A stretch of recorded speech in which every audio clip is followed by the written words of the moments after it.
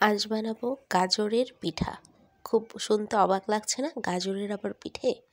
গাজর তো আমরা কাঁচা সবজি হিসেবে খাই, সালাদ হিসেবে, তারপর ভাজি আর অন্যান্য কিছুতে, গাজরের হালুয়া। কিন্তু গাজরের পিঠা কি কখনো খেয়েছেন?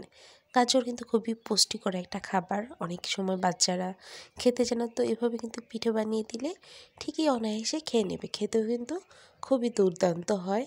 তো প্রথমেই আমি গাজরটাকে এভাবে গ্রেট করে নিচ্ছি গ্রেটার দিয়ে।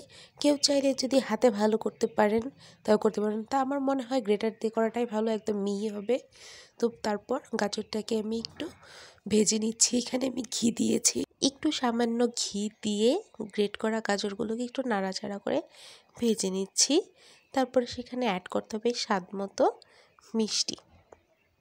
গাজরটাকে ভালো করে কিন্তু একটু ভাজতে হবে। গাজরের যে একটা জলীয় জলীয় ভাব আছে সেটা পর্যন্ত ভেজে নিতে হবে। আর এটা হচ্ছে দুধের ক্ষীর। দুধও কিন্তু একটা পুষ্টিকর খাবার। বাচ্চারা অনেক সময় দেখা যায় দুধ খেতে চায় না, তো দুধটাকে শুকিয়ে এরকমভাবে ক্ষীর করে নেওয়া হয়েছে। তো দুধ শুকানোর প্রসেসটা আর দেখানো হয়নি, জাস্ট ক্ষীরটুকু মানে আঠালো ভাবটুকু দেখানো হলো। তারপর সেখানে আমি অ্যাড করে দিলাম চিনি, স্বাদ মতো চিনি। আবার অনেকে চাইলে চিনিটা অ্যাড নাও করতে পারেন, যেহেতু দুধের একটা মিষ্টি ভাব আছে। তো আমি এখানে ব্যালেন্স করার জন্য আমি অল্প একটু চিনি দিয়েছি আর দিলাম খেজুরের গুড়, এটা সুন্দর ফ্লেভারের জন্য। তো এগুলো হয়ে গেলে, চিনি গুড়টা গলে গেলে, আমি সেই যে ঘি ভেজে রাখা গাজর গ্রেটটুকু দিয়ে একসাথে নাড়াচাড়া করে নেব। এটাকে আরও কিছুক্ষণ একসাথে মিক্স করে ভালো করে নাড়াচাড়া করতে হবে। চিনির যে একটা জলীয় ভাব আছে সেটা শুকিয়ে না যাওয়া পর্যন্ত।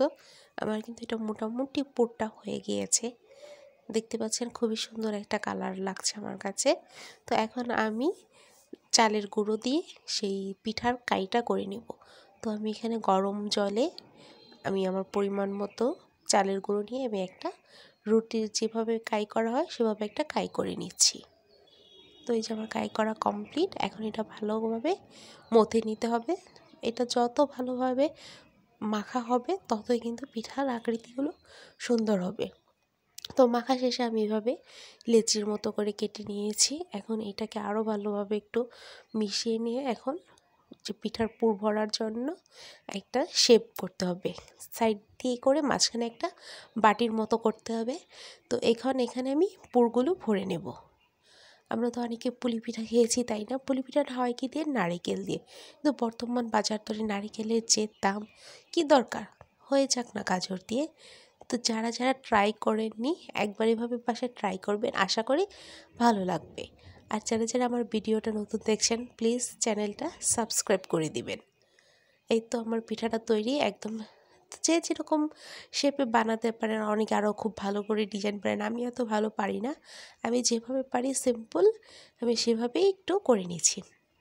পিঠার পুরটো দিয়ে তারপর চালের আটার যে কাইটা সেই এক্সট্রা অংশটুকু এভাবে আমি ভাঁজ করে দিলাম। ব্যাস রেডি আমার পিঠা।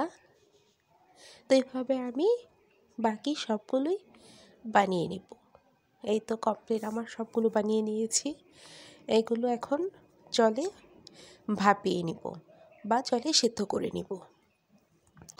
কেউ চাইলে রাইস কুকারে স্টিম করে নিতে পারেন বা কোনো স্টিমার মেকার থাকলে সেভাবে স্টিম করে নিতে পারেন। আমি একদম ডাইরেক্ট জলে এটা আমি সিদ্ধ করে নিব।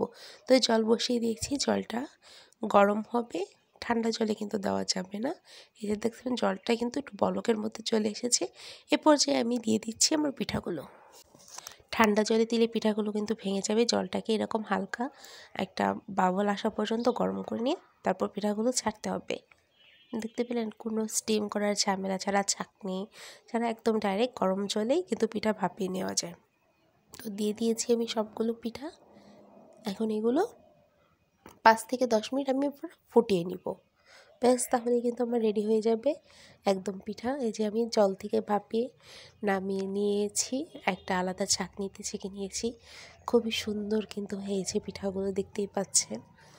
তো যারা নারিকেলের পুর দিয়ে পিঠা খেয়েছেন তারা কিন্তু এভাবে গাজর আর দুধের ক্ষীর দিয়ে এভাবে ট্রাই করবেন, আশা করি আপনাদের ভালো লাগবে। এই তো কমপ্লিট আমার। কেমন হলো আপনাদের কাছে ভিডিওটা অবশ্যই কমেন্ট করে জানাবেন। আর যারা আমার চ্যানেলে নতুন, প্লিজ চ্যানেলটাকে সাবস্ক্রাইব করে পাশে থাকবেন।